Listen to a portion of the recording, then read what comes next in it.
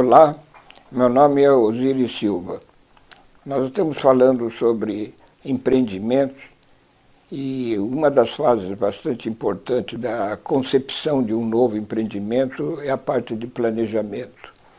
E o planejamento tem que ser extremamente cuidadoso para consolidar uma estrutura que chegue a exatamente o que nós pensamos. Nesse momento eu gostaria de chamar a atenção de um projeto da minha vida que me impregnou no começo da minha vida, de fabricar aviões no Brasil, porque eu via que o Brasil era um país absolutamente continental e que o avião conferiria à população brasileira uma mobilidade essencial para o desenvolvimento de negócios e que nós pudéssemos caminhar para frente. Ninguém fabricava avião no Brasil, todos os nossos aviões eram importados e dominados por fabricantes extremamente consolidados no país. E aí, então, nós ficamos com a ideia fixa que o nosso projeto era de fabricação de aviões. Isso você pode imaginar e extrapolar para qualquer outro tipo de produto. Mas aí veio uma coisa que nos preocupou bastante. Qual avião? Que tipo de avião? Um avião que entrasse no mercado nacional, no mercado mundial, colidindo com aqueles que estavam sendo feitos pela concorrência. Então foi aí que nós começamos a pensar em planejar um produto que pudesse ser fabricado, que nos afastasse da concorrência.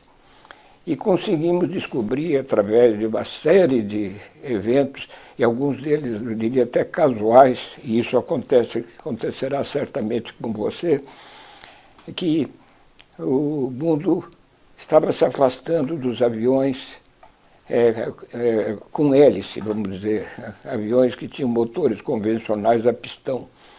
E tinha sido inventado o motor a jato, todos os fabricantes mundiais entraram no motor a jato, e o motor a jato colocava esses aviões não capazes de pousar em aeroportos relativamente pequenos, e como resultado houve um fenômeno mundial de afastamento da aviação das cidades médias, e se fixando nas cidades melhor equipadas, com aeroportos melhores, e nessas condições nós vimos que havia um nicho de mercado, uma abertura de mercado, onde os grandes fabricantes estavam se afastando, porque um ponto importante aí na questão do planejamento de um determinado produto que nós queremos colocar no mercado vai depender da pressão da concorrência.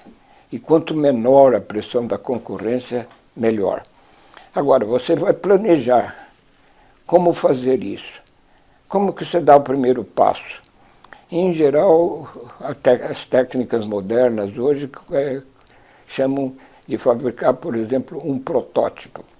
No caso do avião é fácil explicar que é um produto extremamente complexo, depende de uma série de componentes, equipamentos, tecnologias e assim por diante, produto caro.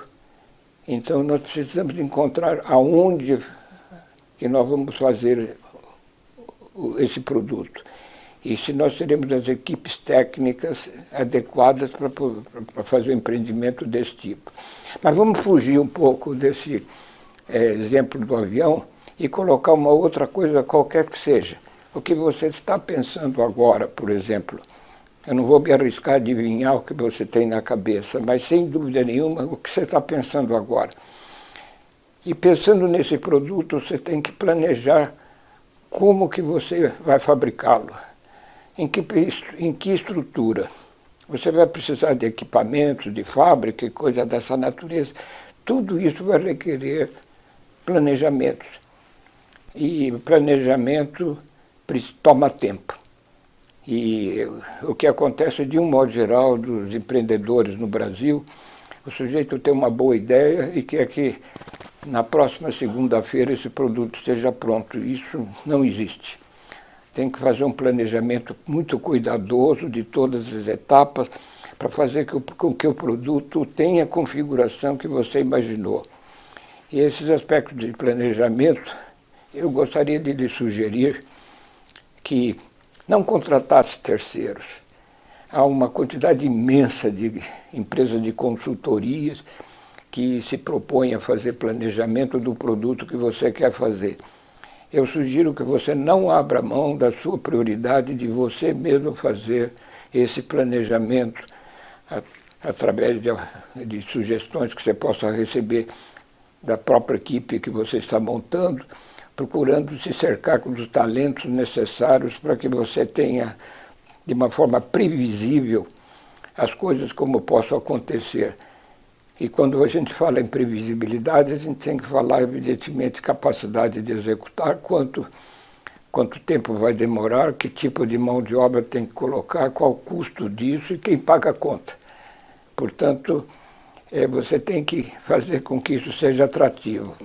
Se você tiver os recursos pessoais para fazer tudo isso, ótimo. Mas isso não acontece muito facilmente. Isso é muito difícil. Em geral, precisamos de terceiros. E aí, então, você tem que fazer propostas, e essas propostas, então, têm que ter configurações, agora, na atualidade, chama-se isso de business plan.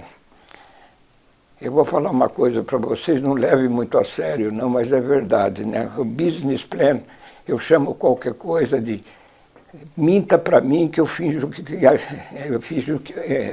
acredita, que acredito. Quer dizer, você, em outras palavras, com bastante aspas, eu diria, você tem que mentir um bocado, porque você tem que encantar as pessoas que vão colocar os recursos e correr com você o risco de você ter sucesso. Agora, o planejamento tem que ter tudo que possa convencer um terceiro, que vai finalmente pagar a conta, que isso, seguindo mais ou menos aqueles passos, você vai acontecer. Agora, por que eu chamei o business plan de minta para mim e eu finjo que acredito? Simplesmente porque eu não conheço nenhum exemplo que o business plan tenha ocorrido exatamente como você colocou. Então você tem que colocar um pouco de fantasia, enfeitar bastante o objetivo que você tem, de modo que o interlocutor, o cara que está disposto a ouvi-lo e a respeito de qualquer coisa que possa realmente chegar no mercado com êxito, você precisa de colocar um pouco de fantasia. Se eu voltar um pouquinho no caso dos aviões, eu procurava convencer as pessoas que me ouviam que um dia nós estaríamos fabricando aviões dos mais variados tipos e vendendo no mundo inteiro. Eu não tinha parâmetros para convencer as pessoas de que isso seria possível. A única coisa que eu tinha era a palavra e a impressão que estivesse provocando no meu interlocutor para que ele pudesse se engajar comigo naquele sonho de que aquilo podia ser materializado de alguma maneira. Mas, enfim, o que eu queria deixar muito claro para vocês é que o planejamento é absolutamente essencial. E tome para o planejamento o tempo que seja necessário. Use os parâmetros necessários para você colocar um verdadeiro edifício de argumentação que possa levar as pessoas a dizer, não, isso pode acontecer. Evidentemente, você pode ter um interlocutor que já esteja mais ou menos empatado com o que você está pensando, mas isso não é normal. O normal é ter um bocado de dificuldade. Então, não procurem os caras mais difíceis, procurem as pessoas que mais ou menos acreditem que na sua capacidade e acreditem naquilo que você está colocando, usando a sua capacidade de olhar nos olhos da pessoa, falar francamente e ter respostas para que possa convencer as pessoas, ajudá-lo e que esse planejamento possa incluir o prazo que você precisa, custos, assim, como se fala realmente num business plan, num plano de negócios. De modo que, dando isso como completado, você olha para o seu produto, num certo momento você fala, bom, daqui para diante eu vou ter que seguir outra direção.